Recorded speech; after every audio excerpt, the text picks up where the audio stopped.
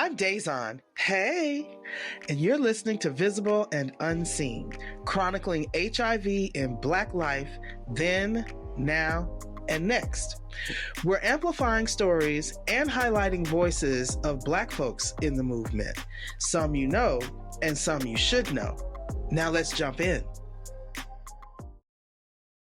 Welcome to Visible and Unseen, Aryah Lester. We've been waiting on this moment. I'm so excited. Welcome.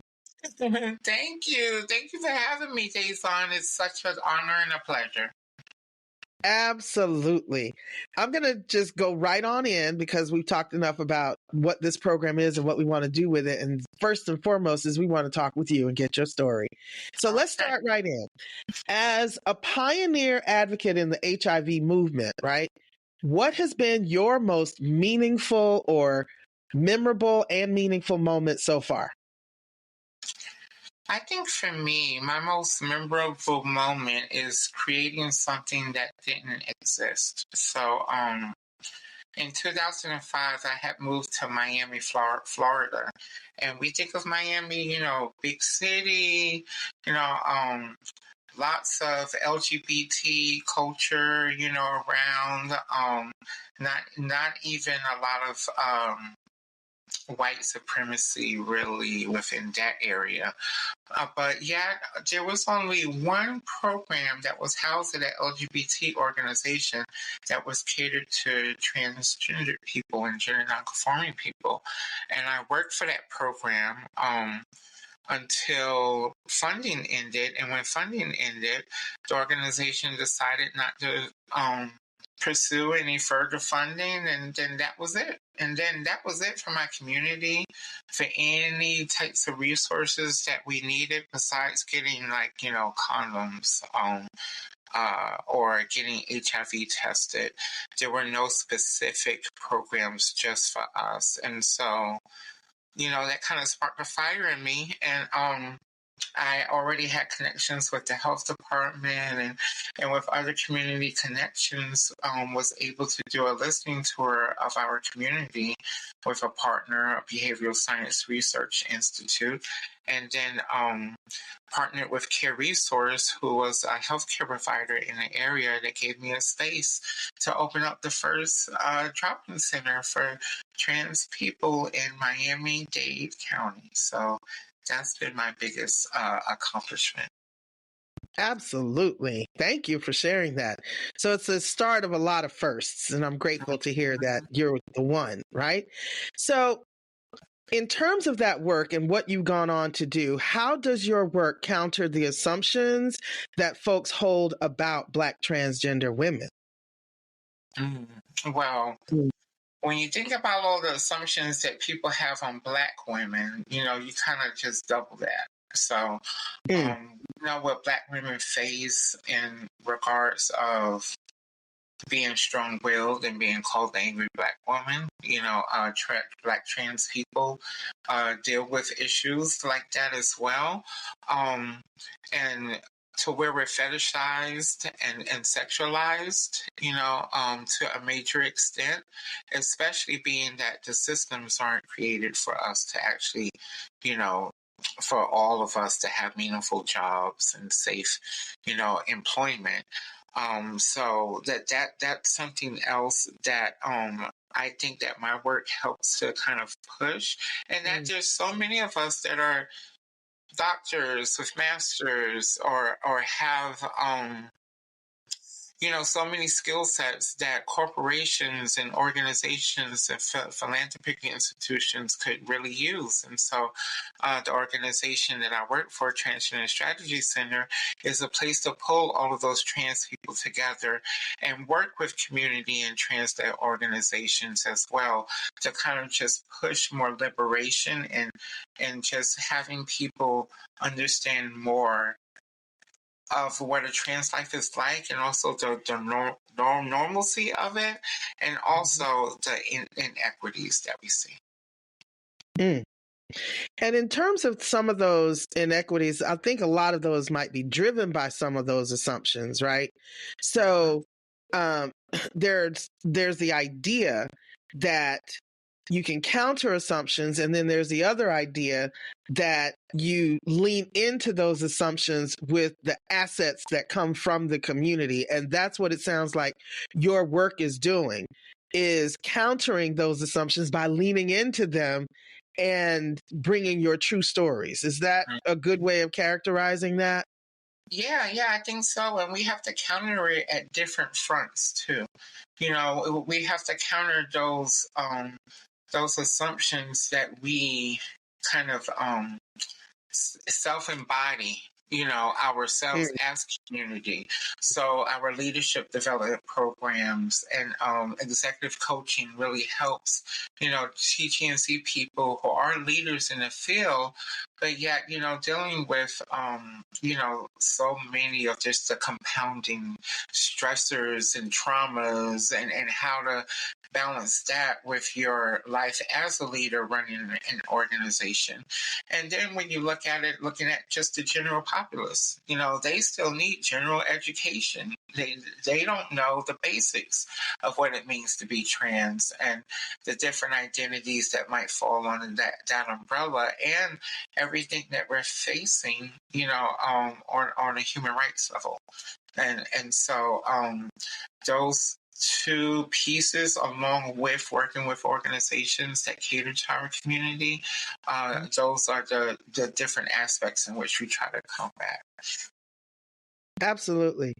So if I brought it to you just a little bit, because you've been in this a little while now, so there's a whole trajectory and a history or a story from your own lived experience and how you brought that to your work to address some of those consumptions. What have been some of the things that you individually have had to consciously say, well, I'm going to get past this, or I'm going to get through this, or I'm just going to ride because.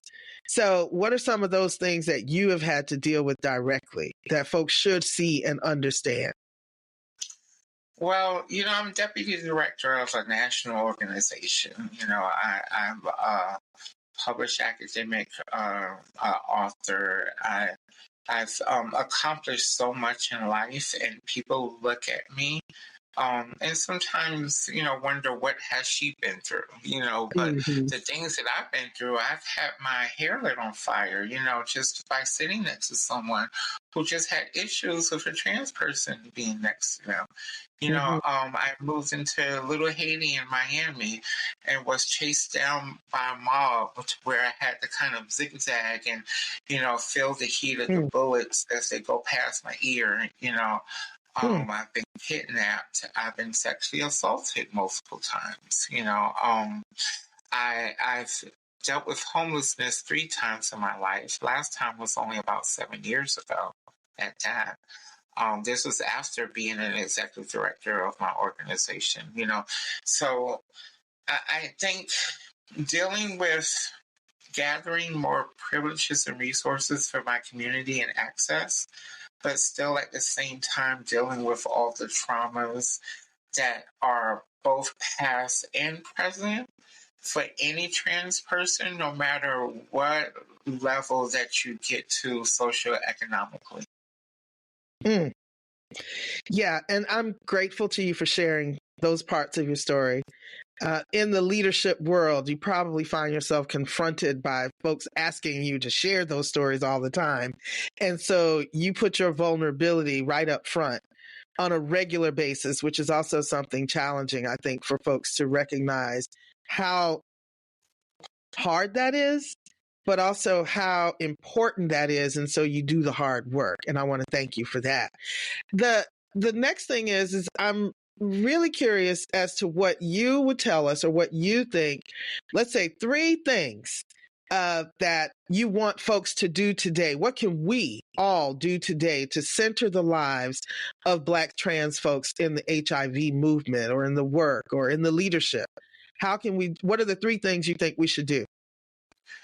I say the 3 things we should do is learn, talk, give. One, learn what you can about any oppressed identity or community, within this country. I think just being a citizen of the United States, that we should all have a personal charge to just be educated on other people's lives outside of our own, because if we vote, if we involve ourselves in society, we need to have all the knowledge and not just specific kinds that blind us to people's lived life experiences. And then talk. I think, there's so much taboo when it comes to trans, just conversations and topics.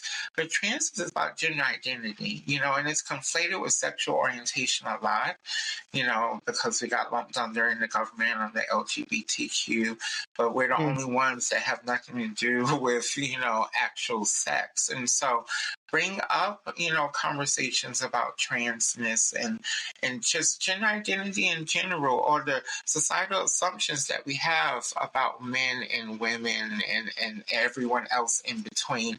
And at your kitchen table, at the family barbecue, and at the church after service is over and everyone's gathering around. And then give. If you're at a place to where you are resourced and allocated and have access, give to trans leaders, give to trans organizations, give to trans grant makers. I think that there's so many of us that are really doing such incredible work, but just need more resources in order to really make change happen. So that's what I say that we can do: learn, talk, and give. Learn, talk, and give. I want to unpack a little bit more a couple of those things.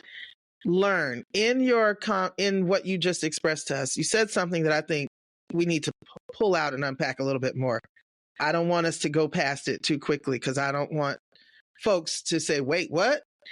And that is, you talked about the T in the LGBT and the queer of all of it, right? And you said that the T part is the only part that's not sexual. Can you talk a little bit more about that? Because I think that is one of those assumptions that you might have been speaking to earlier, which helps people, actually creates a way for people to block, put people in boxes and blocks. Talk a little bit more about what you mean when you distinguish the T from the L, the G, and the B. Mm-hmm. It's all based on those stereotypes that are adjacent to what society has deemed to be normal. So, we have normal being, a white person is more normal than a black person here in America. A man in power is more normal than a woman in power. A heterosexual person is more normal than any other sexual identity, and so being that there's such a lack of education upon trans people, trans people were lumped in with these sexual orientations because of what we were viewed as. We were like, a trans woman was viewed as a man who was dressing like a woman in order to trick straight men. And so the stereotypes became sexualized. And so therefore, this whole LGBTQIA now, is not, it's something that we use and identify as a community, but it was not created by us. It was created from, just a government and society saying, okay, let's just lump all these people that are different and not normal, and here's a label for that. And so over the decades, trans people have been, educating people on gender identity. We knew when we first felt comfortable in what type of clothes. Most people between like 3 and 5, they know if they want to wear dresses or not, or wear these types of shoes or not, or know what their favorite color is, even though these colors are deep masculine and these are feminine, we know that at an early age before puberty. And so gender identity and gender expectations and gender expression is something that is known and talked about, but we need to add in all of the other identities besides just the binary 2 that everyone doesn't fall into. Right. And understanding that is, in terms of what I hear you saying, is critical to what it means to center trans life when we're talking about HIV, right? Yes. Yes, definitely. Because of all of those other factors, HIV becomes a side effect and symptom of a society that's not built for us. And so when you don't have access to employment or safe housing or even safety in public spaces, then there's so many things that just are out to get us that also include HIV, and so we Black trans women are still the most highly affected community when it comes to HIV, and so I feel that we do need attention, but the attention isn't about education of our community. It's about dismantling the systems that are setting us up to have to just be in environments where so many different things, HIV, sexual assault, and other things can happen to us. Absolutely. And thank you for sharing that. I think that's a critical point that a lot of people miss because they don't dig deep enough into understanding the distinctions, one, but two, when we ask the questions about HIV and centering Black trans life, why some of these deep understandings are so important. So I want to ask you about who's coming next. Who are you passing the baton to so that this wisdom and this leadership that you walk with has a sustainable life to it beyond us? Who are you passing it to? To anyone that doesn't understand their fire, I myself, I don't know how I push or how I keep going, despite all the things that I've been doing. But me and others like me still continue to, educate, train, demand, teach, and so whoever has feels that fire in them to do something, even though they don't understand how they can have that fire because of what they've been through, that's who I'm passing my baton to. And we're hoping that that's a whole lot of people, right? Me too. Millions. Absolutely. Absolutely. Well, that comes to the end of my questions, Araya, but we got just a little bit of time. So I was going to ask if there was anything that you thought of that you wanted to make sure was a part of this conversation, something you want me to know, something you want the rest of us to know, or someone in particular out there who we hope or know is listening to us. What else might you want to share that you want us to know that's on top for you? Well, I guess just resources, transgenderstrategy.org.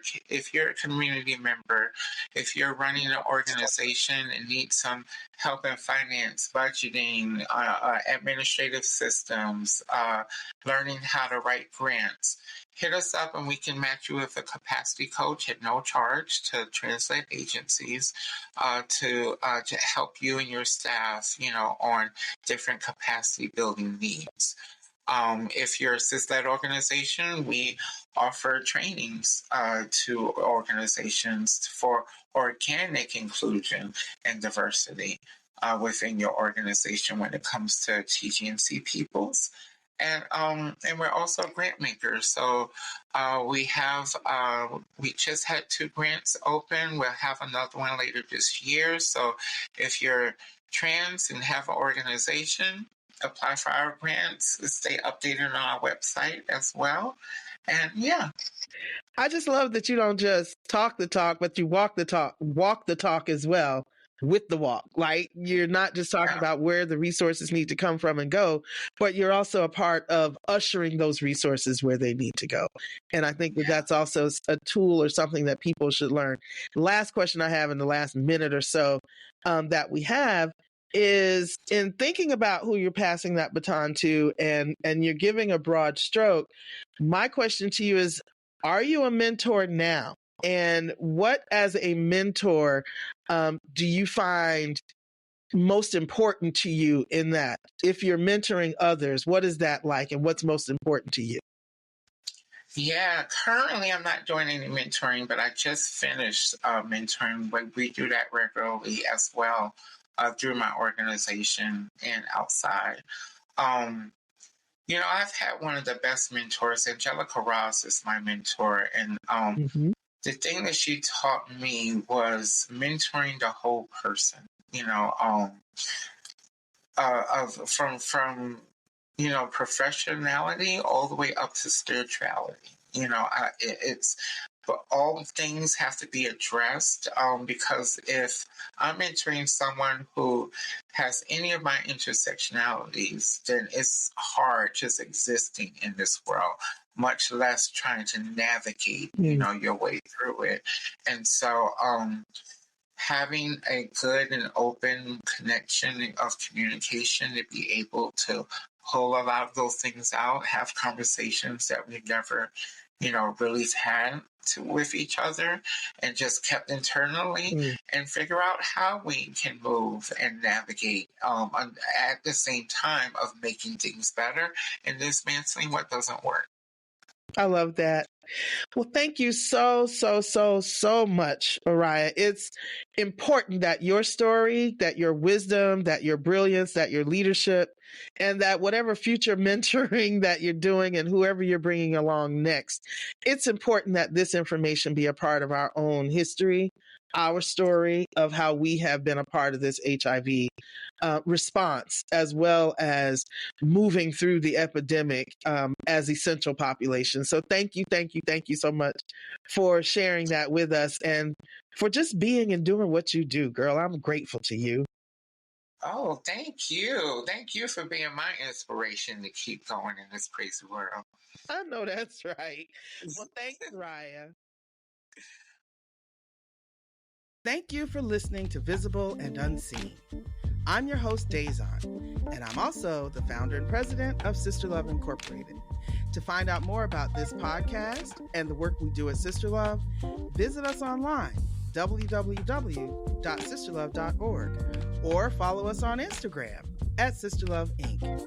And tune in next time for another episode of Visible and Unseen. And much appreciate love.